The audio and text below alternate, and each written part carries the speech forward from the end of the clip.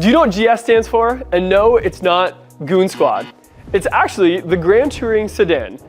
And in today's video, I'm gonna go over this 2016 GS 350 and answer some questions as to maybe why it got discontinued, and if you stay to the end of the video, maybe I'll even talk about, is the GS coming back to the Lexus lineup? But this video is more important to me than just that. My first Lexus was actually a GS 350, so I have a little bit of an affinity for this particular car, and we'll unpack a little bit of that in a bit. I'm Dustin Mason from Performance Lexus in St. Catharines. Make sure you hit like and subscribe for more Lexus related content, and of course, let me know in the comments below what you thought of this video.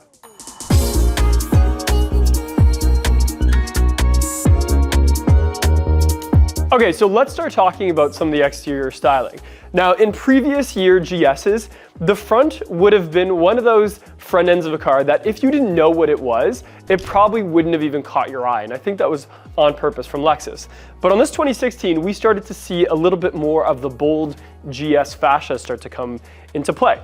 This particular one is an executive package, so we have just the normal standard Lexus grille, and this was one of the first cars that we started to see the big uninterrupted grille. So we don't really have that big piece in the center. Instead, we just have vents on either side, and we can start to see what we know, even in modern Lexuses, as that shape. But when I press unlock, we can see these headlights are where the aggression starts to come out. So we have daytime running lights that are now separate from the actual housing, which back in 2016 was a little bit of a big deal, especially in the GS lineup. And because of that, it draws your eye to some very angular, aggressive lines. So even this little, I guess it's like a triangle shape here, with almost 90-degree angles. We see some 90-degree angles sort of like following what we see on that daytime running light. Now, the daytime running light is not the frosted daytime running light that we see today. It's more projected, I guess you could say. And when you get up close to that lens, you can see some little Lexus shapes that we see sort of in like the LC and stuff like that now. Also, I've always loved that the signal is separate as well. It's almost like these two lines. So when your blinker is on, that's what you see. In terms of headlights, the headlights themselves, the low beams, are these L shapes. And it is the triple beam LED headlight design, which, by the way, is very, very good at nighttime. It almost makes the whole street look like daytime. And then the high beams are the ones sort of in between. Some other features on the front end, we have the headlight washers, which you guys all know I love. We have parking sensors across the front, and also a little bit of venting, and it is true venting on each side of that bumper. Some more angular lines, some chrome, that center mounted license plate depending where you live if you have to. The hood itself slopes down. It's not too crazy in terms of shapes and angles and things like that, but it does have a little bit of sort of like swooping angular to go to that nose. I had a 2013 GS and the nose was a little stubbier than this one. This one seems to just have a little bit more length to it. And the previous owner of this car did a great thing and protected that hood with a clear shield. And I always recommend that for anybody that drives on the highway a lot or lives in Canada in the winter, having that little bit of a clear shield. It's like a foam protector for your car, and we all know we love those, and that actually continues onto the fenders as well. Also, little hidden feature that maybe my friends in the southern states aren't gonna worry about, but us Canadians are, and that is the heated wiper blade. So underneath these wipers, we have some heating elements on that windscreen because you can press a button and get rid of any of those streakiness that happens when you have some ice buildup under those wipers. Okay, so let's talk about the side profile. Now, this is where the first lie of today happens, and that is because these are not the wheels that are supposed to be on it. These are an 18-inch sort of winter wheel setup. It's all that came in on this car when it was traded in, but I was too excited to make this video to wait for some OEM 19-inch wheels, which should be on the GS. But for right now, these are just a Lexus emblemed sort of like multi-spoke that, quite suits the car.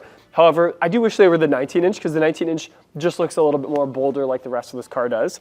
Behind there, we have a decent sized brakes that don't feel too touchy like my LS, but still feel very athletic. I think it's like a 4-piston setup, not super grabby or cross-drilled or slotted or anything like that, but still does the trick.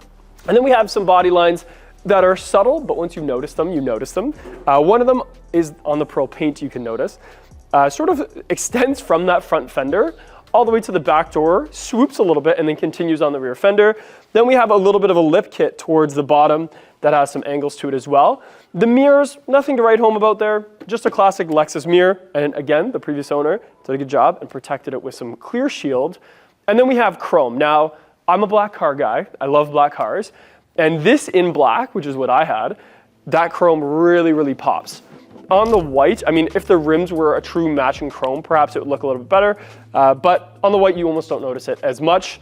However, while I'm talking about the doors, these doors are super, super solid. And this is where we start to see, for the first time now in this conversation, the difference between this and like an ES or an IS. And you know, I always get asked all the time, is the GS just a baby of the IS and the ES? And kind of, however, it's almost like the two IS and ES came together and rose up at the same time. So that's where the GS is to me. It's not, you know, a perfect mix of them. However, it has some of the best qualities of each one of those cars combined to like a super grand touring mix of the two. And one of them being super heavy, solid doors, even heavier than the ES in my opinion. And they have that nice clunk to it, which we know when you're buying a premium car means a lot. Okay, so coming to the back of the GS, now we start to see a little bit more of that personality shine through. The most obvious is these taillights. So in 2016, for this model, it almost has a Euro taillight look, and any tuner knows what I'm talking about. So we have some chrome in there, we have some almost skeleton type features where it's not all the same color or shape or texture, for that matter. But instead, there's just a lot of character. But when you turn it on, is where we're gonna see a little bit more luxury and a little bit less tuner. So with that taillight now turned on, we see what has slowly evolved, fast forward to 2024 and 2025, into what we see for taillights and things like that now. The only difference is instead of it being what we have now, which is just an LED, very crisp taillight, on things like, you know, the LC or the RX or anything like that, this had some dimension to it. So when you get up close to the back of the GS, you see a three-dimensional shapes sort of lit up and come to life, and some of it doesn't even make sense. For instance, when you see this line going from left to right, when you're looking at it head-on from far away, it might just look like a taillight, like a crisp taillight line. However, when you get up close, and at the angle I'm standing at, or sitting at, I guess, right now, I realize, wait, how is that even being lit up right now from this angle? Because from where I'm sitting, I don't even see wires or a light shining. And what it's doing, what Lexus is doing, is using some like light fraction, or however you want to call it. I'm probably butchering that word. But it's using light and how light reacts with something like frosted glass and plastic and almost like a fiber optic type thing, and lighting up that whole section so that when I look from this angle, I can see right through them. When I look straight on, it's a crisp taillight, and it gets better. So on the side here is frosted, right? When you get up close to it, that is frosted. However, when I get to that center line, it's almost textured, and it's not even textured perfectly symmetrical. So the texture from this side here towards that trunk is very, very fine little slits in the line, and it makes it really crisp looking. And then as we get to the left, or to the center, it spreads out and gets a little bit more flow. So we have crisp on the left. As we get to the center, it's a little bit more flow. I'm not a light scientist, and if I was, I'd be able to explain that a whole lot better. So that was my take on it. We're gonna do a quick signal check. So if we hit unlock, we can see that area there is what that signal is. So a little bit different from on the front. And then when you put it in reverse, there's obviously another light there. On the back, in terms of design, so we have GS350, we have the classic chrome Lexus emblem. There is a little bit of a diffuser here, and we have integrated exhaust. This is back when we still saw exhaust on the back of cars. And it's kind of like, it's just like a dual exhaust setup. When you get close, there is that exhaust pipe in that integrated exhaust opening. However, it still does the trick. As for the trunk, we can open it up with one press of a button. It does have a power trunk. And yes, they all do that. And if you didn't catch what it just did, it sort of like hesitates as it's going up It's just how the mechanism works for this lighter aluminum trunk material. But inside, we have enough room for definitely a couple sets of golf clubs. There is a pass-through for skis and maybe a snowboard if you took the bindings off. And I personally know someone, shout out to Joey Monger, who has put 2x4s down the center of his GS, because even though he's a full-time bro and probably needs a Tacoma, he couldn't get rid of his GS because he loves it so much. Because of that, well, I'll show you in a little bit why. So in here, tons of space for both groceries, golf clubs, lifestyle items, and it even has the Dustin favorite. There's a little hook for your groceries and your bags and things like that. And it tells you that you could put up to 11 pounds on there. And that sort of just retracts back in. So again, really good job, Lexus, having that integrated. When we're done, we just press that button and the trunk shuts. Okay, so sitting in the GS 350 Executive now, and I hope that I don't ramble on too long because there's so much of this car that I miss and love, and I want to talk about it. So first thing you'll notice is the color design. So we have some really nice aluminum grays and some blacks and some very classy wood grain. When you're sitting here, looking out the front window or looking down at the center, and you have your hands on it, and I'm in a black suit right now, so it just adds to it. It is just so classy and very timeless as well. I don't know if it's the contrast to colors or the fact that this is before a luxury car didn't mean just the biggest, flashiest screen that goes from one end of the dash to the other. It meant more than that. It meant craftsmanship. It meant attention to detail. It meant artwork. And speaking of artwork, the wood grain trim on both the bezels on the doors, on the dashboard, on the center is Shimamoku wood. And I know in the comments someone's gonna say I butchered that, but it is Shimamoku wood. The cool thing about Shimamoku is it is made in a lab, yes. It is not organic, I guess it's very like man-made, but in a very long process. And the cool thing about the Shimamoku that we have in this interior is it's almost like you had two pieces of wood sandwiching a piece of aluminum. And then lasers cut away the wood and expose the aluminum in a very perfect, symmetrical, pleasing to look at line. And that's exactly what the wood grain looks like here. Is if you get up close to it, you can see some character, you can see some flaws and textures and stuff like that in the wood, but also that very crisp line, I'm probably using crisp too much today, that line across of that exposed aluminum just ties it all together and is like a modern take on wood grain. And that's the thing with the older Lexuses is wood grain was great, but it was everywhere. And it became like, you know, the younger generation was like, ugh, I don't want that car, it's got too much wood grain. But now with the modern take on it, in this era of cars, the one I'm sitting in, it was really, really classy and modern and, in my opinion, timeless. So that's enough about that. We also have some piano black accents, so the center as well as the door bezel on this side. We have some wood grain on the steering wheel because it's the Executive and not like the Sport package or anything like that. But let's talk about some features in the center. So this particular one, we have 5 drive modes. If I go to the left, it's Eco. I have Custom and Normal. So if I press on that button, it goes between just your normal drive mode and your customized one. Then over to the right once is Sport, and over again is Sport Plus. All of them are pretty self-explanatory, except for Sport Plus tightens that suspension with AVS. So it's like a variable suspension setup where there's some valves and things like that, and it makes it tighter. So it makes this grand touring car a little bit more grand, if you ask me. And then we have a snow mode. When I had GS, the snow mode really just like softens things like your power delivery and your braking and stuff like that, just to maintain some traction. We have the armrest that slides back and open, and inside we have a little tray. We have a little cigarette lighter in there, a USB, as well as an auxiliary port, which is really funny to see now. Then we have some parking sensors that I can turn on and off. I have the rear curtain that I can lift up and down for that rear windshield. That's all sort of like hidden nicely by this armrest, which by the way, has some really nice padding to it. It is stitched and a very high quality leather. This car is about 100K on it and still the interior is looking really well. Then we have sort of the latest version of the remote touch interface. Why it's the latest is it has the buttons on the side. So yes, this mouse, a lot of YouTube reviewers and car reviewers hated on when it first came out, and actually probably even while it was out for a while. But I found if you're reviewing a car, you probably only had it for like a weekend or a week. When I was living with this every day, I was actually totally fine with it. It was super easy. I would hit the side buttons or click down on this. You could feel a little bit of feedback.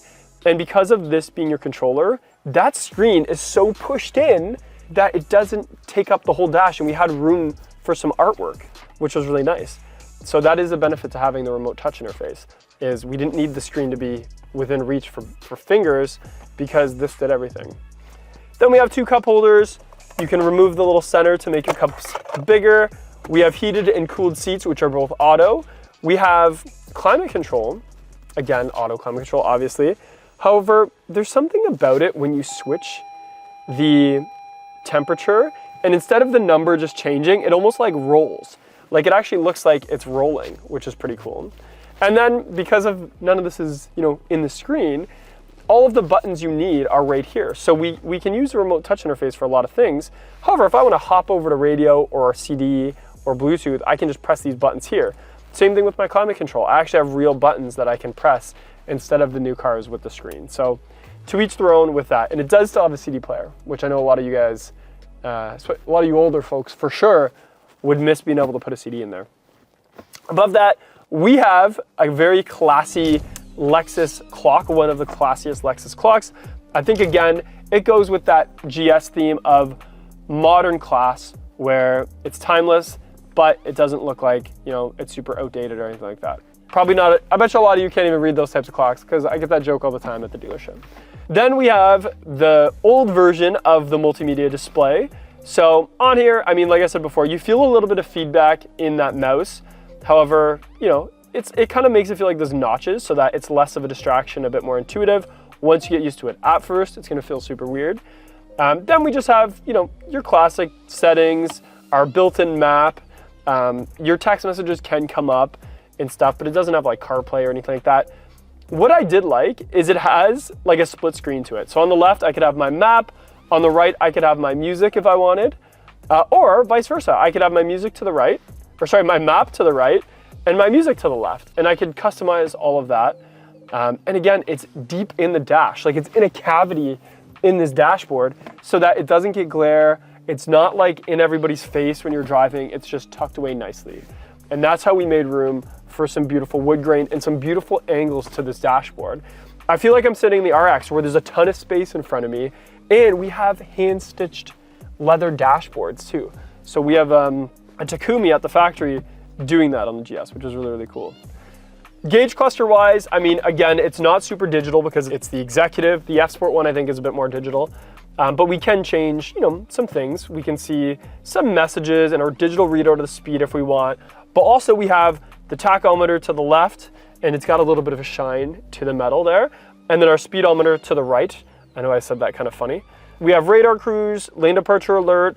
All of that can be controlled from the steering wheel. We have some paddle shifters. And by the way, the shifting in this car is whatever that means. It's bang on. Auto wipers, auto high beams and headlights. And we even have a heads-up display, which isn't set up to my height right now, so I'm just gonna lower. So because it's the executive, the heads-up display does show us speed and lane departure and radar cruise. We have heated seats. We have a little secret compartment over to the left, which I always keep my car wash change because I like to keep my cars clean. And then the headliner. So the headliner is a beige. So this is like sort of like a saddle tan brown. It's like a dark chocolate brown. And then up here is almost like a very soft beige. It almost feels like Alcantara, to be honest. So it would get dirty very easily, I'm sure. We don't have a sunglass holder, although I thought I did. That's why I hit that so hard. But we do have sort of like just this frosted, oh, I forgot that it changed. It's different now. So mine, you could just touch it, but this one you have to press a button. So we have map lights and then sort of like that main dome light. A standard sunroof. And the settings for the seats, so these seats are out of like a fully loaded executive car. So we have a ton of settings. Very rare, and I know I'm rambling, very, very rare is that you can actually adjust the bolsters. I know in a lot of other luxury cars, that comes very common, even like the GLC has it. However, in Lexus, we don't see that very often, and it hugs you quite well. So even if you're a wider person or a skinnier person, you can adjust those bolsters to be for you. And it's got great thigh support. So that underneath of your thighs is very, very comfortable. And it makes it feel like, you know, oh my goodness, you know what I just realized? Even the middle of the backrest actually adjusts. So not just the backrest itself, but the upper half you can adjust to, which is really nice. And it makes me think that if we still made sedans like this, maybe we wouldn't have so many people that need an SUV because of, even though I'm a bigger dude, this feels big to me inside here. But let's look at the back seat and see how big that is. Okay, so now I'm in the back seat of the GS. Let's talk about it. So one thing that I noticed is the headrests are actually a lot cooler than I expected. It's almost like there's a whole pillow on top of a normal headrest. And I didn't notice that until I got into the back. Size-wise, again, I'm 6'1". I can't recline the seats, they're fixed in place, but it's kind of like sitting on a couch. Like, I look like I'm upright, but I'm actually kind of sunk into it a little bit, which is nice. And I'm super comfy. Is it super spacious? No. It's almost like a grand coupe back here. However, it is very comfortable once you're in place. I do see the drive shaft is right down the middle, so like a third passenger wouldn't be super comfy because that's sort of in the way. But even back here, we have some wood grain, we have some vents. I have a 12-volt outlet there, some classic map pockets, and which reminds me that this, it kind of makes me think that this is like an airplane, like an old airplane, is we have a little ashtray back here, people, ladies and gentlemen. We have an ashtray back here, but it says no smoking, but it looks like an ashtray. And there's, I don't know, there's something classy about that. We also have side curtains that go up and down, even on this the little corner glass window, so that's kind of cool. This car is really tinted, so you wouldn't really need it. And then some wood grain on the bezel. Even the door switches are like the 5-way where like you could push it and it goes all the way down. You don't have to hold it or anything like that. But let's get a little bit more luxurious. So we have this armrest that comes down, and now we have some controls. And again, it looks dated, but that's fine. I have heated seats on both sides. I have my own climate control back here that we can adjust because this is an executive style sedan. So we need to have some amenities back here too. I can control that rear window shade that goes up and down. I can control the music from back here of the front, change the songs, things like that. Also, I have my own little glove box here and some cup holders that come out of that too. So even though this is more of an athletic sedan than like the LS, there's still a lot of amenities back here. And as I mentioned with Joey, you can, oh, it's locked. You can actually lock that and it's locked. But there is a pass-through here. So if you have your 2x4s, just make sure you protect this beautiful screen here because only the executive package has that. And by the way, the leather itself, I have to look up to see if it's the semi-aniline, but it is a very high quality. And in here sort of smells like luxury leather. Like that tobacco leathery smell is what it is in here, and that adds to it as well. Okay, I can't close the video without talking about the powertrain. So this is the 3.5 liter, 311 horsepower V6 mated to a 6-speed transmission. And this vehicle platform is a rear-wheel drive car that happens to be all-wheel drive and not the opposite, which is why this Grand Touring sedan is an athletic sports luxury car. When I bought it, one of the first things I noticed was when I took it for a spin, that engine is punchy. You step on it, and the engine sound, it sounds like a high revving, high output V6 engine. And even though I love my LS that I have now with the V8, this sounds better. Like the intake noises that this makes far surpasses the noises that my LS makes. And in fact, if I were to ever go back to a GS, it's probably because of the engine. But also the driving experience itself. It is very athletic, as I mentioned, meaning you could be in a corner, punch on it, and it'll just hook and pull you through that corner without much body roll. And you can still drive this car every single day. You can use it as a commuter. It is very smooth. It's a mid-size sedan with a lot of features and a timeless design, which begs the question, is this already a future classic or a modern classic car? Because back in the day, I know this dealership, and we sell like 400 new cars a year back then, would only sell like 1 or 2 when this car was in production a year, which makes it very, very niche. Only the people that know what a GS is appreciate what a GS is. So that asks, why did it get discontinued? Well, exactly that reason. So it became very niche and the world of car sales started to favor SUVs. And in 2024, 2025 almost, we're seeing a lot of brands just totally axe the sedan and the coupe world for just SUVs. So Lexus decided, well, we already have a lineup of like 6 sedans, one has to go, and the GS just being that much of a niche, and an expensive niche if that, in favor for the entry-level IS and the ES. So we did say goodbye to the GS for a little while. And the reason I say that is I get asked all the time, are they gonna come back with a GS? Well, I don't know, and if I did know, I probably couldn't tell you viewers without getting in trouble from Lexus. However, I do know 2 things. Recently, on a very famous and accurate Lexus forum, I heard in the news, in a headline, that Lexus still has the GS nameplate trademarked for an upcoming model. We know that, but that could be for anything, but we do know that. And I also know this, the IS is getting redesigned soon, and the ES is getting redesigned soon. And there is a rumor of doubling down one more time, and instead of keeping both of those cars going, perhaps meeting in the middle with a combination of both. What better way to do that than revitalizing the GS, maybe in an EV platform or something like that. But you didn't hear it from me, that is just my own guess. So let me know in the comments below if you missed the GS, if you think it's coming back, if you believe the rumors, or if you think that it's a good thing that it's gone. I don't know. I'm Dustin Mason for Performance Lexus in St. Catharines. Make sure you hit like and subscribe for more Lexus related content, and I'll see you in the next video.